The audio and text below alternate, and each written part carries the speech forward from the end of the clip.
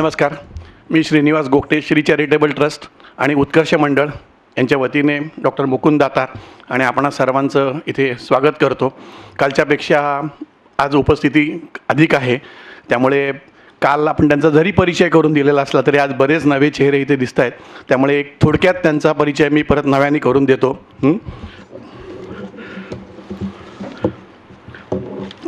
Doctor Mukund Datar यांनी प्राध्यापक म्हणून 34 वर्ष सेवा बजावलेली आहे. त्याच्यानंतर 3 वर्ष ते प्राचार्य म्हणून होते.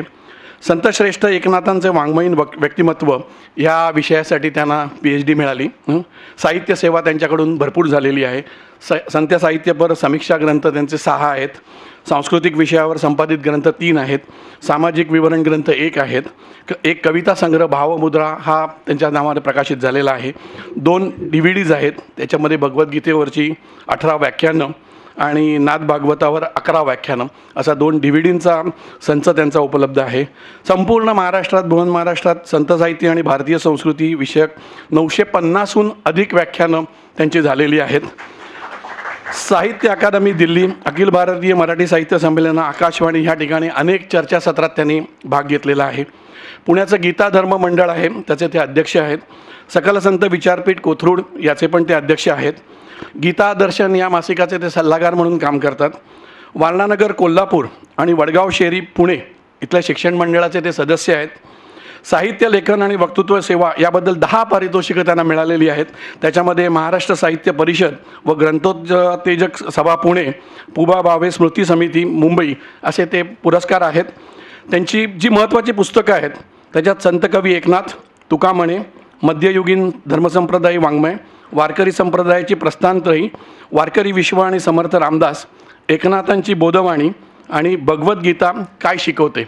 मला वाटतं एकनाथांची बोधवाणी आणि भगवद्गीता काय शिकवते ही आत्ता प्रकाशित झालेली आहेत आणि आता लवकरच उपलब्ध होतील. आणि एका पुस्तकाला त्यांचा पुरस्कार लाभलेला आहे. नागपूरच्या ग्रंथालयाचा त्यांना पुरस्कार लाभलेला आहे. मी तुमच्या आणि डॉक्टर मुकुंद दातारांच्यामध्ये जास्ती वेळ न घेता मी डॉक्टर मुकुंद दातारांना विनंती करतो की लोकमान्यांच्या प्रतिमेला पुष्पहार घालून त्याने आपलं गीता रहस्यावरचं आजचं विवेचन सुरू करावं.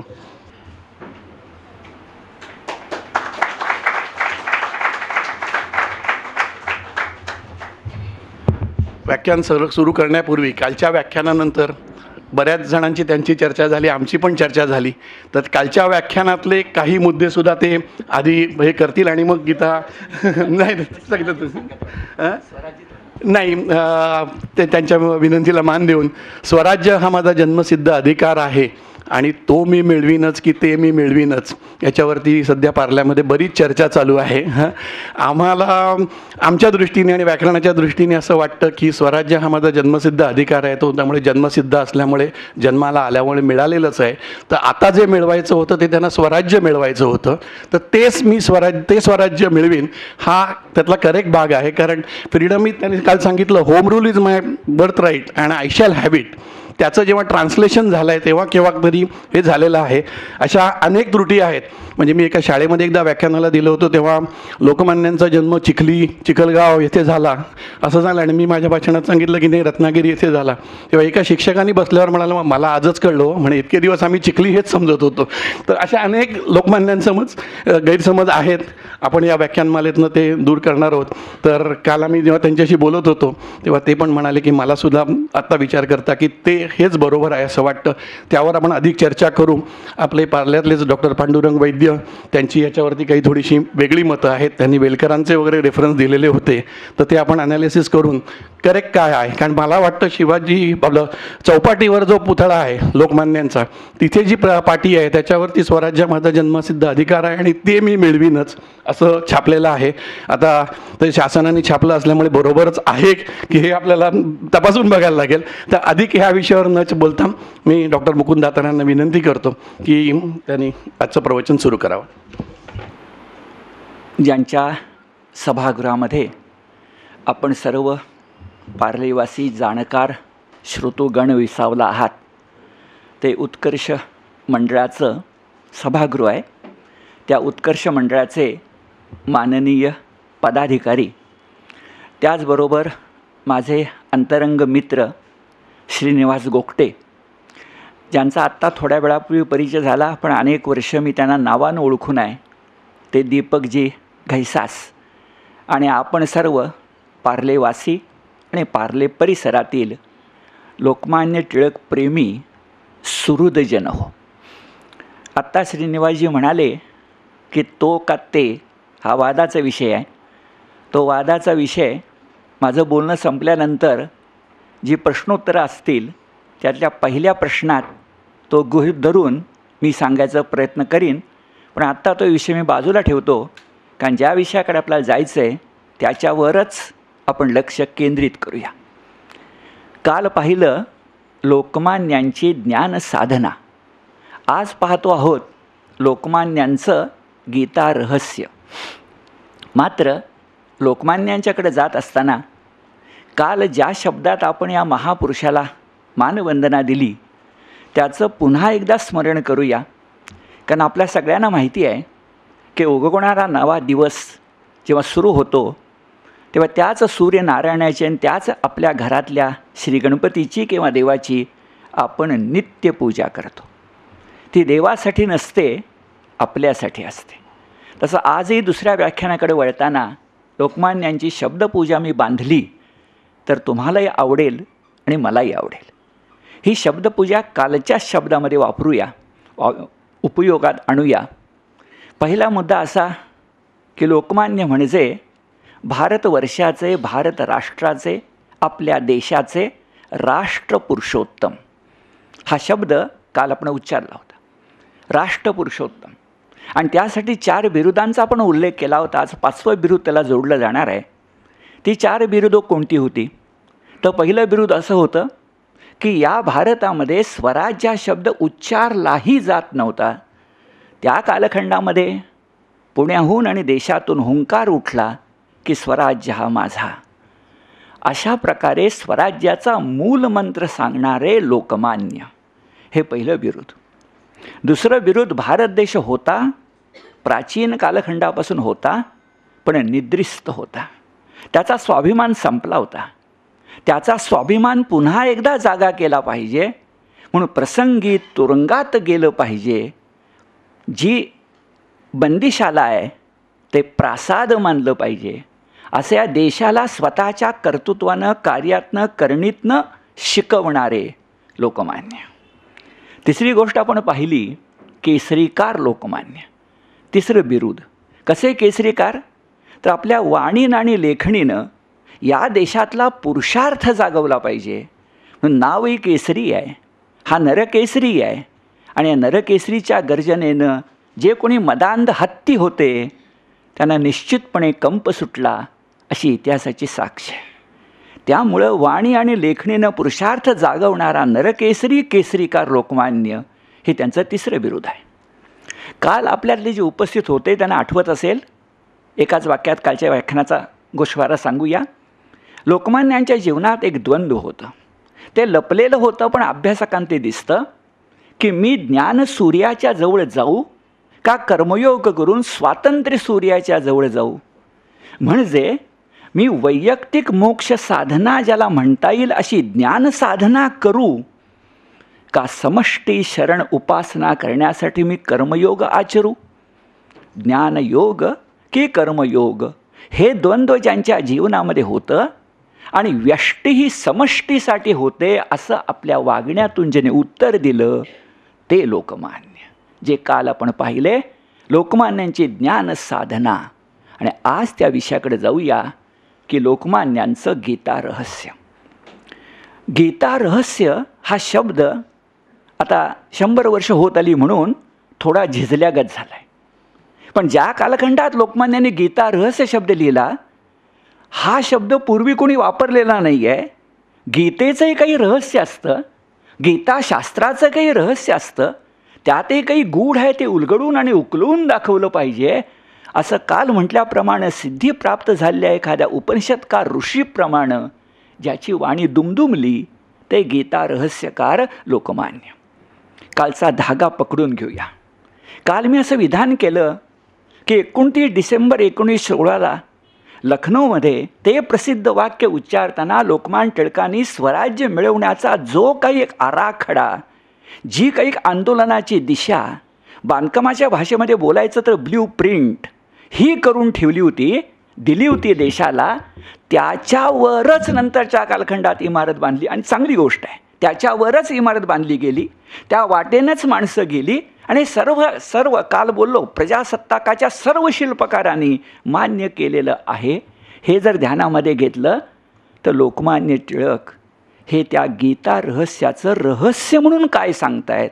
पुढे शब्द येईल, गीता रहस्य म्हणजे स्वातंत्र्योन्मुख भारतवर्षाचं वैचारिक शस्त्र होतं. पहिला शब्द आत्ता मी बोलतोय तो स्वातंत्र्योन्मुख. हा देश स्वातंत्र्योन्मुख नव्हताच मुळी, पुढं थोड्या वेळानं संदर्भ येणार आहे. स्वातंत्र्योन्मुख, स्वातंत्र्य सन्मुख नव्हताच मुळी. असा निर्माण करून त्याला एक वैचारिक शस्त्र देण्यासाठी गीता रहस्याची निर्मिती आहे. गीतेचं रहस्य सांगण्याची इच्छा लोकमान्यांच्या मनात जागी झाली. ही गोष्ट खास करून आपण लक्षामध्ये घ्यायला पाहिजे. आज तुम्ही मी ठरलेल्या वेळेमध्ये विचारयात्रा करताना मला आपणासमोर 2 गोष्टी मांडायच्यात. सगळं माझं बोलणं त्या 2 मुद्द्यांना धरून असेल. एक, गीता रहस्याची अपूर्वता मला आपल्याला सांगायची, विलक्षण सामर्थ्य मला सांगायचं आहे, अनेक बाबतीतलं, अनेक पैलूंचं अपूर्वता. अपूर्वता म्हणजे विलक्षण, जे पूर्वी झालं नाही ते अपूर्व. आणि दुसरं मला आता सांगायचे की प्रस्तुतता. जे लोकमान्य टिळकांच्या त्या ग्रंथाला आता 100 वर्ष होत आली, झालीच मुळी 15 साली. 100 वर्षानंतरसुद्धा हा ग्रंथ आपल्या दृष्टीनं प्रस्तुत आहे ना, संदर्भयुक्त आहे ना, संदर्भयुक्त स्थिती म्हणजे कालाला धरून आहे ना, आउट ऑफ डेट म्हणजे कालबाह्य नाही ना. हे जे संदर्भ मूल्य आहे त्याचं उत्तर पाहिजे सांगतो, गीता रहस्य हा ग्रंथ त्रिकाला बाधित आहे. मग वर्तमान काळात त्याचा संदर्भ शोधण्याची धडपड करायची गरज नाही, कारण भविष्य काळातही तोच उपयोगी पडणार आहे. हे विचार प्रमेय माझ्या शक्तीनुसार आपल्यासमोर मला मांडायचं आहे, ज्याला मी शब्द वापरतो गीता रहस्याची प्रस्तुता. प्रस्तुत आहे ते, संदर्भयुक्त आहे ते, संदर्भहीन नाही. म्हणजे 2 गोष्टी, एक अपूर्वता आणि दुसरी गोष्ट प्रस्तुतता. हे जर ध्यानात घेतलं तर लोकमान्यांना हे गीता रहस्य लिहावं असं वाटणं, त्याच्या आधी गीतेवर त्यांचं प्रेम कधी जडलं, गीता हा ग्रंथ त्यांच्या जीवनात आला कसा. लोकमान्यांनीच सांगितलेली आठवण, त्यांचे शब्द आपण उद्धृत करूया. पण आपल्या सगळ्यांना माहिती आहे की असेच प्रज्ञावंत पुरुष लोकमान्य टिळकांना भेटून गेलेले, लोकमान्यांना 3 प्रश्न विचारणे, 3ही प्रश्नांची उत्तरं मिळाल्यानंतर मी महापुरुष पाहायला म्हणणारे आचार्य विनोबा भावे. पुढच्या पिढीतले आचार्य विनोबा भाव्यांच्या त्या ग्रंथाचं नाव काय आहे, गीताई. विनोबांची गीता ही आईच होती. शब्द आपल्या सगळ्यांना माहिती आहेत, गीता माऊली माझी, मी तिचे बाळ नेणते, रडता पडता घेई उचलोनी कडेवरी. हे मुद्दाम मी सांगतो कारण तुम्हाला मला विनोबा आणि गीता यांचा संबंध माहिती आहे, पण त्यांच्या पिढीच्या आधी नेमका हाच संबंध, माता आणि लेकरू हाच संबंध लोकमान्य टिळकांचा होता. विनोबांनी जे शब्द पुढे वापरले ते जसे तसे लोकमान्यांना लागू पडतील. कारण आपण जरा विसरतोय, पण लक्षात घेऊया, लोकमान्य टिळकांची आई त्यांच्या बालपणीच देवाघरी गेली होती. लोकमान्य टिळकांना वडिलांचं प्रेम आणि आईचं प्रेम वडिलांच्याकडून मिळालेलं आहे, पण शेवटी बालवयामध्ये मातृसुखाला वंचित झाल्यानंतर काही परिस्थितीचे चटके बसत असतात. लोकमान्य पुन्हा कालच्याच पद्धतीने सूचित करतायत, लिहायची पद्धत नव्हतीच तेव्हा मुळी, पण शब्द असे आहेत लोकमान्यांचे की माझं जीवन सुसह्य झालं ते गीता माऊलीच्या सावलीत. गीतेची माझी संगत जडली ती वयाच्या 16व्या वर्षी, असं लोकमान्य सांगतात. आणि जेव्हा त्याने ग्रंथ लिहिला तोपर्यंत 40 ते 43 वर्ष होऊन गेली होती. म्हणजे ही विभूती 40 वर्ष गीतेच्या मायेच्या सावलीखाली वाढत होते. ह्या 16व्या वर्षी जो संबंध जडला तो कसा जडला बरं. पुन्हा काही गोष्टी योगायोगाच्या, पण कशी ईश्वर निर्मित काही ईश्वर दत्त असतात बघा. लोकमान्यांचे शब्द असे आहेत हे स्वतः त्यांनी गीता रहस्य या छापील ग्रंथाच्या प्रस्तावनेत दिलेले आहेत. 1915 दिलेले आहेत. जून 1915 पहिली आवृत्ती प्रसिद्ध झाली आहे. 14 साली ते आले. त्यातले शब्द आहेत. ते म्हणतात, लोकमान्य म्हणतात, भगवद्गीतेचा आणि माझा परिचय होऊन आज म्हणजे 1915 43 वर्षे झाली. इसवी सन 1872 साली वडिलांच्या शेवटच्या दुखण्याने आजारी असताना भगवद्गीतेवरील भाषा विवृत्ती नावाची प्राकृत टीका मी वाचून दाखवत होतो, तेव्हा गीतेशी माझा संबंध जडला. लोकमान्य म्हणतात, ते काम मी मनःपूर्वक केलं, पण माझं वय फक्त 16 वर्षाचं होतं, तर गीतेचा भावार्थ तेव्हा माझ्या लक्षामध्ये आला नाही, असं लोकमान्य लिहितात.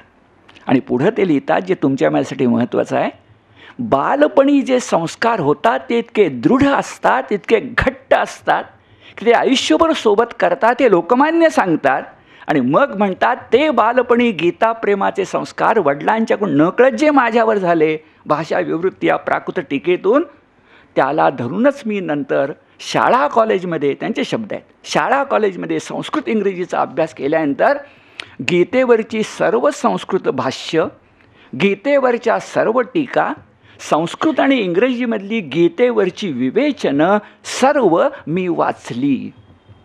हे वाक्य लोकमान्य टिळकांचं आहे.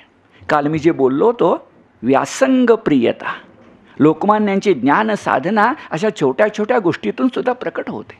आणि मग इतकं 40-43 वर्ष, 8 साल धरलं तर 38-39 वर्ष, 40 वर्ष 4 दशकं गीतेचा विचार केल्यानंतर लोकमान्य टिळकांना गीतेचा रहस्य म्हणून कोणता अर्थ उलगडला हे पाहणं म्हणजेच गीतेची अपूर्वता पाहणं पहिला पैलू. इथं थोडा आपल्याला विचार करावा लागेल.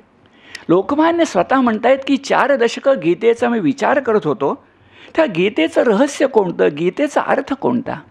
पुन्हा लोकमान्य स्पष्टपणे सांगत नाहीत, पण ती प्रस्तावना वाचताना, लोकमान्याचं चरित्र पाहताना, लोकमान्यांची राजकीय कारकीर्द पाहताना तुम्हाला मला कळतं. माझं वाक्य पटतं का बघा. मी जो पुढे विचार मांडणार आहे तो माझा विचार आहे. त्या विचारावर तुम्ही विचार करा. पटला तर घ्या, नाही तर टाकून द्या, सोडून द्या. की असं घडलं असावं की लोकमान्यांना गीतेच्या पहिल्या अध्यायामध्ये दिग्मूढ झालेल्या, द्विधा मनस्थितीत सापडलेल्या अर्जुनाच्या ठिकाणी आपला अवघा भारतीय समाज दिसला असावा. आणि अशाच दिग्भ्रांत झालेल्या अर्जुनाला युद्धाला प्रवृत्त करायचं आहे, पण ते धर्म्य युद्धाला प्रवृत्त करायचं आहे. म्हणून त्या योगेश्वर श्रीकृष्णानं भगवद्गीता सांगितली. आणि लोकमान्यांच्या समोरसुद्धा जो भारतीय समाज होता तो सुद्धा दिग्मूढ अवस्थेतच होता. कसा बघा, अर्जुनाच्या पुढे प्रश्न कोणता पडला होता, तर अर्जुनानं त्याच्या आधीच्या कालखंडामध्ये भीष्म आणि द्रोणांशी कधी लढाईच केली नव्हती असं नाही आहे. उत्तर गो ग्रहण प्रसंग आठवा की त्यानं काय काय केलं आहे माहिती आहे. पण त्यावेळी बंदी बनवलं होतं, आता मारायचंच होतं. आणि मारायचं होतं म्हणताना अर्जुनासारख्या, अर्जुन शब्दाचा अर्थ आहे रुजूमनाच्या, अर्जुनासारख्या रुजूमनाचा तो वीरश्रेष्ठ आहे. त्यावेळेचा भरतखंडातला सर्वश्रेष्ठ वीरश्रेष्ठ आहे. पण रुजूमनाच्या अर्जुनाच्या मनात आसक्ती निर्माण झाली. प्रेम नव्हे, मोह नव्हे, ममता निर्माण झाली. आणि ह्या आसक्तीपोटी, शब्द आहे स्वजनासक्तीपोटी, अर्जुन दिग्मूढ होऊन कृष्णाला म्हणाला की अरे, ह्यांना मारण्यापेक्षा सगळ्याचा त्याग करून मी संन्यास धर्म घेऊन निघून जाणं हे केव्हाही इष्ट. त्यामुळे अर्जुनाच्या मनात असा विचार का बरं आला नाही, तुम्हाला मलाही हा प्रश्न पडेल की अर्जुन जो लढाईला आला होता तो एकटा नव्हे, भरतखंडातल्या अनेकांना बरोबर घेऊन आला होता. कृष्णशिष्टाई निष्फळ झाल्यानंतर आला होता. 5 गावांची मागणीसुद्धा झिडकारल्यानंतर आला होता. शंकराशी लढून किंवा भक्तीनं पाशुपतास्त्र मिळवल्यानंतर आला होता. हे सगळं करून आल्यानंतर तो म्हणतोय मात्र असा की माझे बांधव आहेत, यांनी भले कुकर्म केली असतील पण ते करणारच ते तसलेच आहेत, मी कशाला वाईट व्हायचं. आजच्या भाषेत ते काळेच आहेत, मी पांढरा आहे, मी कशाला काळा होऊ. पण त्यावेळेचे शब्द असे आहेत की ह्यांच्या कुकर्माकडे दुर्लक्ष करूया. कसली कुकर्म होती बरं, वाईट कर्म होती बरं. बालपणी भीमाला विषान्न चारण्यापासून विषयुक्त लाडू चारण्यापासून द्रौपदी वस्त्र हरणासारख्या माणुसकीला काळीमा फासणारी कृत्य यांच्या नावावर नव्हती का? भीष्म द्रोण त्याचे साथीदार नव्हते का? अर्थस्य पुरुषो दासा हे शब्द नाहीत का भीष्मांचे? मग अशा वेळेला कर्म काय? अशावेळी कर्तव्य काय? हा शब्द मी नंतर स्पष्ट करतो. अशावेळी धर्म्य युद्ध काय? त्या धर्मयुद्धाची जाणीव अर्जुनाला कृष्णानं करून दिली. हे आहे गीता रहस्य. पण ते गीता रहस्य लोकमान्यांना का सांगावं असं वाटलं? जरा विचार करूया. लोकमान्यांच्या कालखंडामध्ये सुद्धा लोकमान्यांच्या आसपास जी माणसं होती त्यांचे दोन भाग होते. एक सर्वसामान्य तुमच्या मायासारखी माणसं आणि एक कोणी सुधारणाप्रेमी, बुद्धिमान, शिक्षित, सुशिक्षित, आंग्ल शिक्षित अशी मंडळी. ही दोघं मिळून सांगत होती, सुचवत होती. याच्यातूनच जहाल आणि मवाळ वाद आलेला आहे की इंग्रज भले काही वाईट वागतीलही, पण इंग्रजांनी या गोष्टी केल्या. सर्वसामान्यांना काय वाटत होतं? जेव्हा इंग्रज आले 1818 नंतर या ठिकाणी